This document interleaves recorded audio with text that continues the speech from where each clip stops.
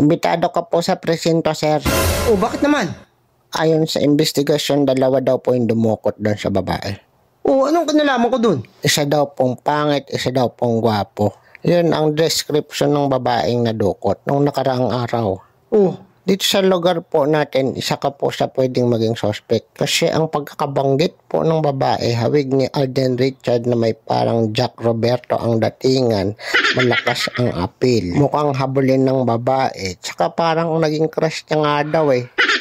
para tao ka, ano? Eh pag ganyan ang description, ikaw lang talaga yung magiging suspect. Alo, di naman! Sabi ng mga investigador, ikaw na ikaw yung mga description eh. Di ba sir? Uy! Para tiwag to. Ano ba, sino ba yung nag-imbestiga dyan? Yung appeal mo pa lang daw, tindig mo pang malakasan na. Huy! Masyado kayong... Totoo naman. Hindi naman masyado.